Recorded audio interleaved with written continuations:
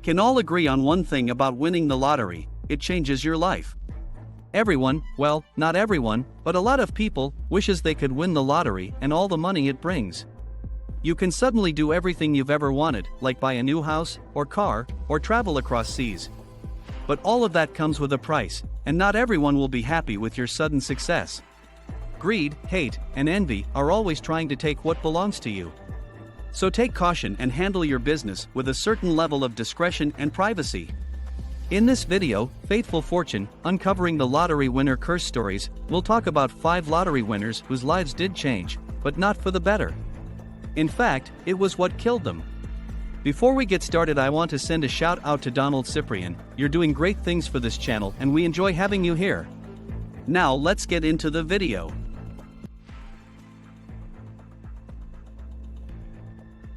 Abraham Shakespeare was a regular guy who worked hard every day to get by.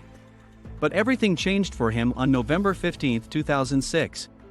While he and his co-worker Michael Ford were taking a break from work, they stopped at a convenience shop to buy drinks and cigarettes. Ford would ask Abraham if he wanted something to drink. He said no, but gave Ford $2 to buy him 2 lottery tickets. One of those tickets would be the winning ticket of $30 million. This would be Shakespeare's best and worst day of his life. Abraham decided to take the $17 million in one lump sum, and like many other lottery winners, he started spending it. He bought a Nissan Altima, a Rolex watch, and a $1 million home. He also gave money to friends and family. At one point, he gave a loan of $63,000 to his friend and barber. His co-worker Michael Ford would come back into the picture and sue Shakespeare, saying that Abraham stole the winning ticket out of his wallet. He wanted nothing less than $1 million. This is a good example why you don't let anyone else buy your tickets for you. The jury would decide in favor of Abraham. This would be the only good thing that happened from here on out for Abraham. His cousin Tammy Edom saw how people were taking advantage of him and said, "It's scary because he didn't know how to manage his money. He had a group of people around him, but he didn't know half of them." She would continue saying, "They knew he couldn't read. They knew he wasn't able to write. They knew that he could only sign his name." Cedric Edom, his other cousin, said, "He was their cash cow, and they milked him every day." 2018 is when Abraham would meet Doris D. Moore through a common friend. Moore would give Abraham the idea that she was going to write a book about his life. Once Moore worked her way into his life, the next step in her plan was to convince Abraham to let her be his financial advisor. Dee would never write the book, but she did make this home movie. Do you get tired of people asking you for money all the time, Abe? Give me your opinion on it. I've been tired a year ago. So where do you want to go to? It don't matter to me. I'm not a picky person. Are you going to miss your home? Yep, I miss it, but life goes on. Within a few months, she owned his house, controlled his bank accounts, and went on a nice trip. Soon, Abraham's family realized they hadn't seen or heard from him in a while. With Dee being the only one in close contact with him, they would reach out to her, but she would always tell them he is fine and wanted to get away from the pressure of people always asking for money. One problem with her story was that she always said he was somewhere else. He was on a cruise, or Texas, even Miami was one of the stops. She even said that he was helping people in Haiti but got stuck there because of an earthquake. The family didn't believe her stories, so on November 9, 2009, they reported him missing. After his mother reported him missing, she got a text from her son, but she knew right away it wasn't him. Abraham couldn't read or write, so he would always call instead of text. At one point in December 2009, while his mother was out to dinner with Dee, she got a call from a private number. It was a guy who said his name was Abraham. Again, she knew it wasn't him, so she immediately called the cops. The police didn't waste any time getting the phone number and where the phone was. When they get there, they see Dee give someone $300. That person would be Greg Smith, who owns the barbershop and got a loan from Shakespeare. He told the police that she told him that Abraham's family blamed her for him going missing and that she wanted him to act like Abraham until he came back. After talking to the police, they had Greg set up a meeting with Dee so they could record her and get her to tell them what she knew, which she did. During one of his meetings with Dee, she would tell him that Shakespeare was dead and that she needed someone to take the blame for his disappearance and murder. Greg would set up another meeting with Dee, but this time he would bring his cousin, who was played by an undercover cop who said he would take the rap for $50,000 as long as he knew where Abraham's body was and what gun was used to kill him. Dee Dee would give up the gun, and she would take Greg to a property she owns and show him a new slab of concrete in the yard. Abraham Shakespeare's body would be found on January 25, 2012, right where Dee Dee said it would be. When Dee Dee was questioned about what happened, she said that drug dealers killed him and that she had to lie about it. The police didn't believe what she said, so she was charged with murder. During the trial, it came out that Dee Dee bought expensive gifts with Abraham's money. She bought her boyfriend a $70,000 Corvette and bought herself a $30,000 one, as well as Rolex watches and diamond rings. By the time his body was found, he only had $10,000 left. In 2012, Dee Dee would be convicted of murder in the first degree. She was given a sentence of life in prison without the chance of getting out.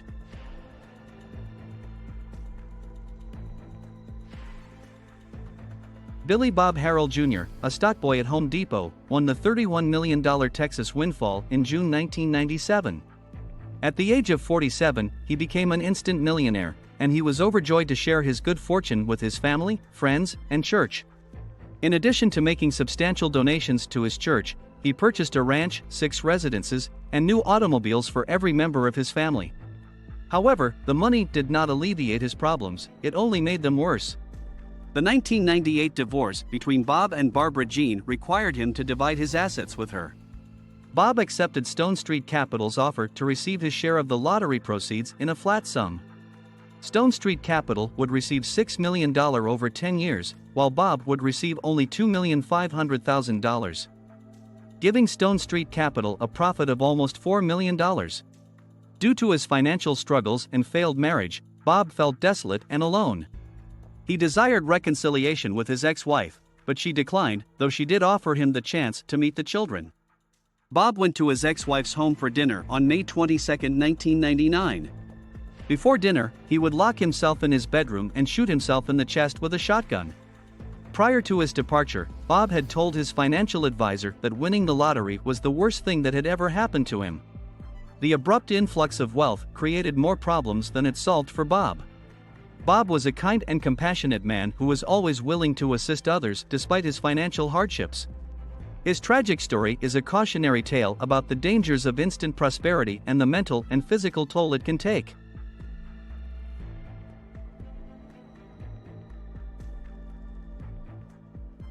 People often see winning the lottery as a dream come true and a chance to get away from the troubles and problems of everyday life. But for Craigory Burch Jr., who won a lot of money in the Georgia Fantasy 5 jackpot, the taste of success turned bitter very quickly. Burch didn't know that his life was about to take a dark and deadly turn as he enjoyed his sudden wealth. In a terrible twist of fate, the money that he thought would make him happy would end up killing him too soon. The story of Craigory Burch Jr. serves as a chilling reminder of the dangers that lurk in the shadows, waiting to pounce on the unsuspecting winners of life's lottery. Burch Jr. was a 20-year-old man from Fitzgerald, Georgia, who had been struggling to make ends meet like many others.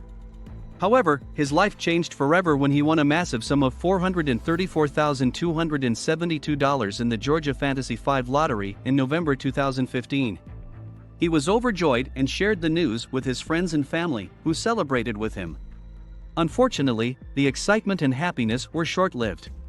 Just a few months later, in the early hours of January 21, 2016, a group of masked men broke into Burch's home.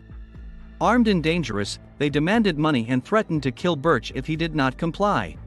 He came in, he said, "Don't do it, bro, don't do it in front of my kids." He said, "Please don't do it in front of my kids and my old lady. Please don't do that, bro, please don't." He said, "I'll give you my bank card." Despite Burch's attempts to reason with the intruders and give them what they wanted, the situation quickly turned violent. One of the assailants shot Burch several times, leaving him mortally wounded. His girlfriend and children, who were in the house at the time, were unharmed. Many were outraged by the senseless act of violence, which had stunned the nation. The police initiated an investigation that resulted in the apprehension of 7 suspects, including the alleged shooter.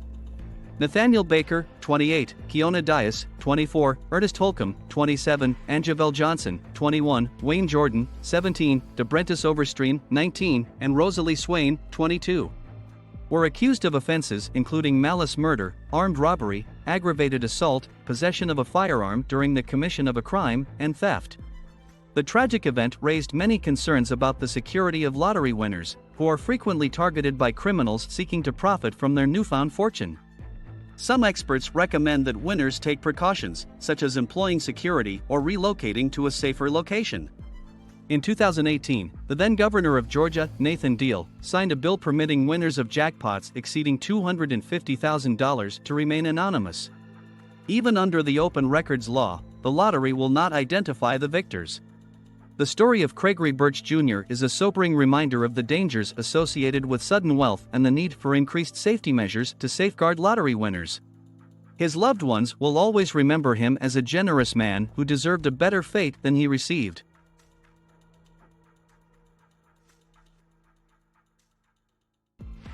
In the spring of 2012, Urooj Khan scratched off a second lottery ticket at a 7-Eleven near his residence on Chicago's far north side and discovered that he had won $1 million. When he accepted an oversized promotional check from the Illinois lottery with his wife Shabana Ansari, 32, and teenage daughter Jasmine by his side, he stated that the money would help him expand his dry cleaning business. After taxes, Khan would receive the lump sum of $600,000, which amounted to $425,449 after deductions. Khan died unexpectedly at the age of 46, weeks after winning the lottery, but before he could claim his prize. On the 20th of July, Urooj's wife would prepare a traditional beef curry supper for the entire family, including her father. Ansari said Khan didn't feel well and retired early. According to police records, Khan was discovered screaming in his room. He was rushed to St. Francis Hospital, where the very next day he was pronounced deceased. The Office of the Cook County Medical Examiner determined that he died of natural causes because there were no signs of trauma on his body and a preliminary blood test yielded negative results. However, after a distraught relative convinced the office to take a closer look, additional testing revealed that Khan had been fatally poisoned with cyanide. The Chicago police began an investigation into a homicide. The Khan family and his widow would resolve his estate in Cook County amicably. Shabana received 1/3 of the lottery proceeds, retained the commercial properties, the business, the primary residence, and all of the vehicles. Jasmine, his daughter, was awarded 2/3 of the proceeds. As of the creation of this video, no arrests have been made in this case.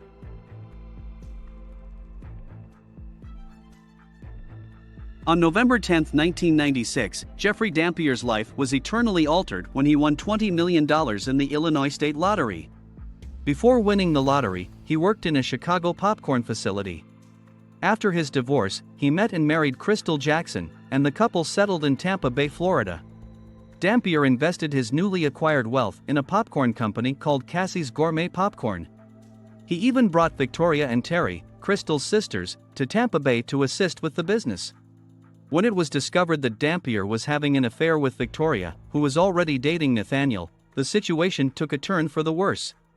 Victoria called Jeffrey on July 26, 2005, claiming to have car difficulty and requesting his presence. Once he arrived, Nathaniel bound his wrists behind his back and forced him into a van. Nathaniel then proceeded to repeatedly hit Dampier with the bottom of a shotgun. At one point, he handed Victoria the gun and instructed her to shoot Dampier, or else he would murder her. Victoria then fired a single shot into Dampier's head from behind. The couple then abandoned the van with Dampier's body inside on a deserted road. Initially, Victoria attempted to play the victim, but the truth eventually emerged. Victoria and Nathaniel were both given life sentences for the assassination of Dampier. Jeffrey Dampier's story is a tragic cautionary tale about the dangers of sudden prosperity and how greed and betrayal can infect even the closest relationships. His story also emphasizes the significance of personal safety awareness and the necessity of maintaining strong moral values in the face of immense wealth. And there you have it, the stories of 5 people who won the lottery and thought they had won big, but in the end, they lost everything. It's a scary reminder that sometimes, getting rich can kill you. All of these people showed that having a lot of money doesn't make you happy or safe. Their sudden wealth brought them not only excitement and luxury, but also greed, jealousy, and danger. It's a haunting reminder that with great wealth comes great responsibility, and that in the end, our choices and actions have results. So be careful what you wish for, because as these lottery winners tragically found out, sometimes the price of a dream come true can be a nightmare. Thank you for watching. If you enjoyed this video, don't forget to like, comment and subscribe. Check out one of these videos next.